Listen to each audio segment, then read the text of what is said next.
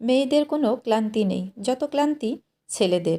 আসসালামু আলাইকুম। সবাই কেমন আছেন? আশা করি আল্লাহর মধ্যে ভালো আছেন, সুস্থ আছেন। চলে আসলাম আরেকটি নতুন ব্লগ ভিডিও শেয়ার করতে। চলে এসেছি ছাদে।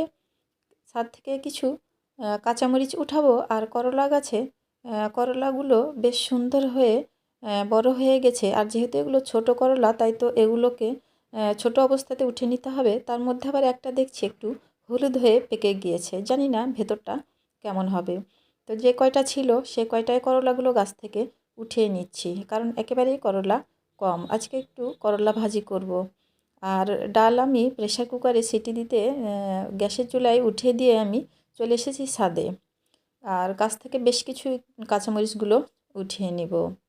কাঁচামরিচ করলা উঠানো হয়ে গেছে, এখন আমি নিচে চলে আসলাম। এসে ডালগুলো আমি ফোড়ন দিয়ে নিলাম।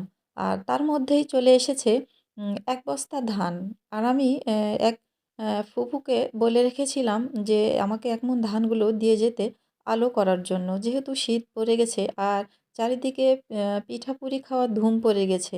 আমি যদিও পিঠা ভালো বানাতে পারি না, তারপরেও যেটুকু পারি সেটুকুই আলহামদুলিল্লাহ আমার পরিবারের চাহিদা পূরণ হয়ে যাবে। তো আমি ছাদে ধানগুলো মেলে দিয়ে নিচে চলে যাব আবার রান্নাবান্নার কাজে। ডাল রান্না করা আমার হয়ে গেছে। এখানে আমি সিম আলু ভাজি করে নিব।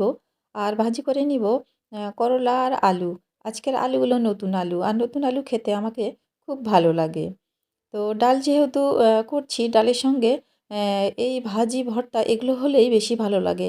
আজকে মাছ মাংস ডিম নাইবা থাকলো, প্রতিদিন তো আল্লাহর রহমতে কোনো না কোনো কিছু হয়। আজকে কিছুই করব না। আজকে এটুকু দিয়েই আলহামদুলিল্লাহ পেট ভর্তি করে ভাত খাবো।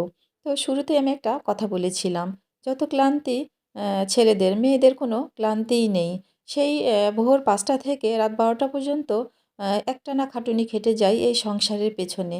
তারপরেও দিন শেষে হাত ব্যথা, পা ব্যথা, মাথা ব্যথা, কোনোভাবে কথাটা বলা যাবে না। তো আসলেই আমার চারপাশে আমার দেখা চেনা জানা আ অ অনেক মেয়েরাই আছে। তাদের জীবনে এরকমই হয়। আমি আসলে সেটাই বললাম। আর আমি যে নিজেও বসে থাকি তা তো নয়। আলহামদুলিল্লাহ সারাদিন আমি টুকটুক করে কাজ করতেই থাকি। তো আমার হাসব্যান্ড আল্লাহর রহমতে এরকম না। দয়া করে আবার আমার হাসব্যান্ডকে কেউ অন্য কিছু মনে করবেন না।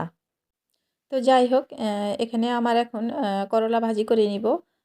যেহেতু সিম আলু ভাজি হয়ে গেছে। আর আমি ভাজি-ভুজিগুলা করতে গেলে এরকমই একটু আলাদাভাবে একটু সেদ্ধ করে নিই, নিয়ে তারপরে তেলে দিই। আর ভাজি-ভুজিগুলো আমার কেন জানি গ্যাসেই বেশি ভালো হয়। আর খড়ির চুলা হলে তো কোনো কথাই নেই। তো যাই হোক, এখানে আমার সব রান্নাবান্না শেষ।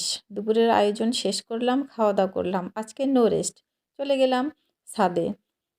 ধান যেহেতু ছাদে আছে, অনেক পাখি এসে বসছে, তাই তো ছাদে আমাকে পুরো সময়টা কাটাতে হলো।